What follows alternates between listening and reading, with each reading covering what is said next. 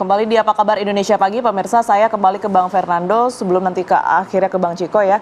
Bang, kalau seandainya kita tangkap poin dari Bang Farouk ya di awal tadi, ini kan sebenarnya misi utamanya adalah meminta restu, bukan untuk pure endorse, tapi lebih ke bersilaturahmi kepada senior yang sebelumnya mungkin pernah berada dan juga memiliki tanggung jawab yang sama begitu di wilayah Jakarta. Nah, ini apa salahnya sebenarnya, dan apakah juga dari Bang Dharma Pongrekun dan Kunwardana ini juga sebenarnya memiliki niatan begitu ya untuk menemui tokoh-tokoh dan juga senior-senior sebelumnya? Seperti apa Bang Fernando?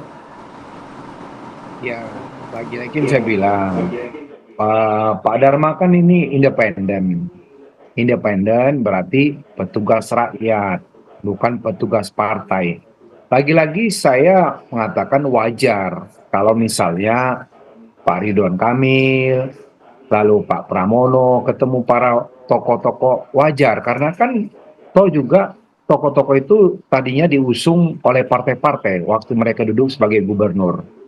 Ya, jadi kalau Pak Dharma bukan tidak mau mendatangi para tokoh, tapi lagi-lagi karena dia petugas rakyat, dia mana ada mungkin tokoh yang mau dekat sama petugas rakyat, dia mau yang petugas partai, kan gitu. Jadi wajar kalau misalnya dari 01 ketemu sama Pak Jokowi, 03 ketemu sama Pak Anies, itu hal yang wajar.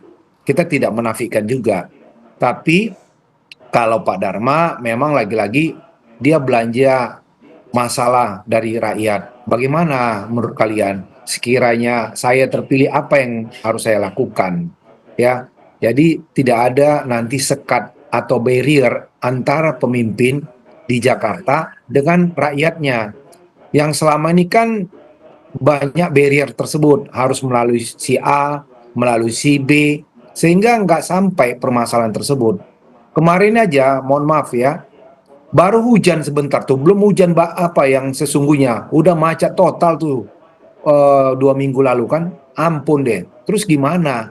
Ya kalau nanti Pak Dharma, kita yakin dia akan tempatkan orang-orang di satu tempat. Kalau ada macet banjir dia bilang, kamu sana buka ini, buka itu. Jadi kita sudah bikin, apalagi hari ini besok kan terkait masalah perkotaan. Pak Dharma sudah bikin sistem yang bisa mengatasi banjir dan kemacetan. Jadi kalau ada banjir, dia sudah ada WA, buka di sana, langsung tangani. Di mana ada kemacetan, dia akan perintahkan kepada Kapolda untuk menurunkan polisi-polisi mengurai kemacetan. Nah, ini yang dilakukan Pak Dharma bersama saya dan yang lainnya, tim-tim. Kita turun belanja masalah ke bawah.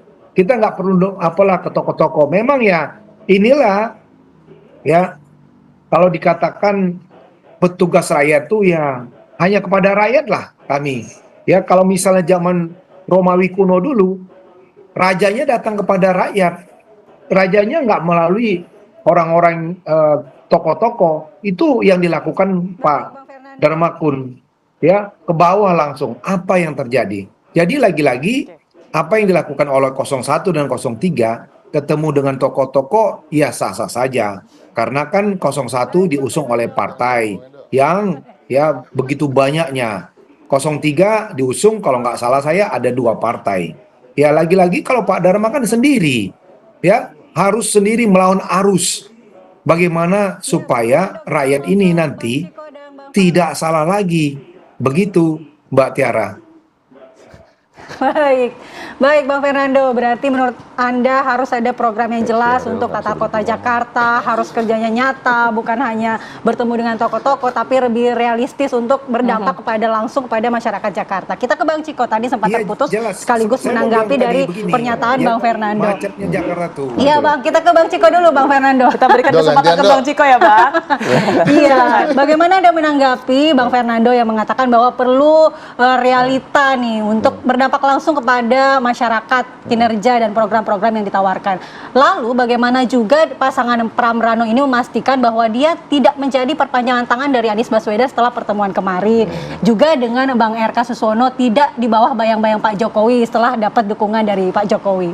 Enggak Bang lah, Ciko? satu pertama terkait dengan endorsement dan dukungan dan merealisasikan program gitu ya. Mas Pram dan Bang Dul ini kan kenapa juga di hasil-hasil survei itu menunjukkan kenaikan yang cukup signifikan dan konsisten, itu karena ketika mensosialisasikan programnya betul-betul menyentuh dan mengena di hati masyarakat. Artinya apa?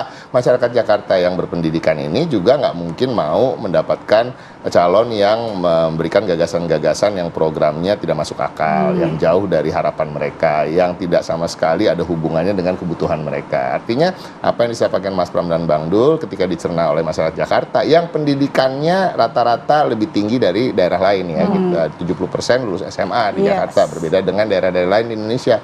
Artinya mereka juga bisa menghitung, oh APBD kita sekian, program ini masuk akal nggak ya, gitu ya. Itu adalah sebagian dari masyarakat Jakarta yang melakukan hitungan-hitungan sendiri, yang kemudian juga kemudian menentukan pilihan mana yang paling realistis. Itu satu. Yang kedua, kalau tadi soal kepanjangan tangan, yang pasti kita harus pastikan dulu, Mas Pram dan Bang Dul, khususnya Mas Pram, apalagi sudah menjadi Seskap selama 10 tahun, menjadi anggota DPR bahkan 4 kali ya, 4 periode, itu kan paham betul terkait dengan aturan, paham betul terkait dengan undang-undang, paham betul dengan regulasi-regulasi yang ada, dan memahami bahwa posisi gubernur dan wakil gubernur itu adalah kepanjangan tangan dari pemerintah pusat. Itu ada dalam konstitusi kita dan itu tidak bisa dilanggar. Artinya semua program pemerintah pusat tentunya akan menjadi program daerah, tapi daerah pun punya program-program yang unik karena terkait dengan kebutuhan masing-masing daerah yang berbeda. Tapi saya memberikan contoh, misalnya Pak Prabowo punya program makan siang gratis. Mas Pram itu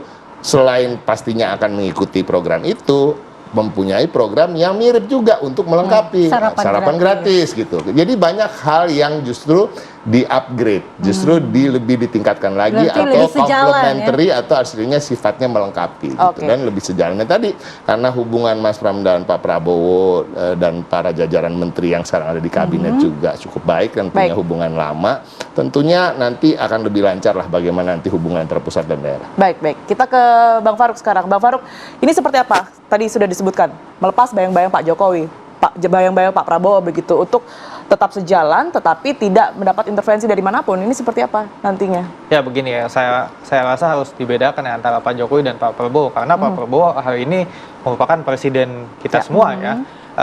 Maka sebagaimana tadi Bang Ciko udah sampaikan, ini kan ada satu kesatuan antara pemerintah pusat dengan pemerintah daerah ya, yang mana tadi gubernur juga sebagai berkoordinasi dengan pemerintah pusat. Tapi kan begini, baik itu Pak Jokowi, baik itu kita ketemu dengan Pak JK, baik itu kita ketemu dengan Pak SBY, itu semua kan bentuk dari kita bersilaturahmi kepada tokoh-tokoh bangsa. Apakah artinya habis itu akan disetir sebagaimananya? Kami rasa enggak juga. Enggak ke arah sana ya? Karena kan kita tahu nih ada banyak tokoh bangsa yang peduli dengan Jakarta, banyak tokoh bangsa yang punya irisan, punya kepentingan dengan Jakarta. Ya kita tampung apa yang mereka ingin sampaikan kepada kami, dan kemudian kami upayakan apa yang beliau-beliau itu harapkan terhadap pembangunan di Jakarta. Tentu beda konteksnya dengan Pak Prabowo, karena Pak Prabowo itu adalah presiden. Apa yang beliau instruksikan, apalagi kemudian jadi sebuah aturan, pasti akan perlu diimplementasikan di Jakarta. Jadi sifatnya hanya meminta masukan begitu ya Bang ya? Oh ya pasti. Ya. Baik. Terima kasih Bang Faruk, Bang Ciko, waktunya hadir di Apa Kabar Indonesia Pagi, juga Bang Fernando Silalahi. Terima kasih Bang Fernando, selamat pagi, selamat beraktivitas kembali. Iya, makasih. Dan Apa Kabar Indonesia Pagi masih akan kembali ke hadapan Anda pemirsa usai jeda berikut ini. Tetaplah bersama kami.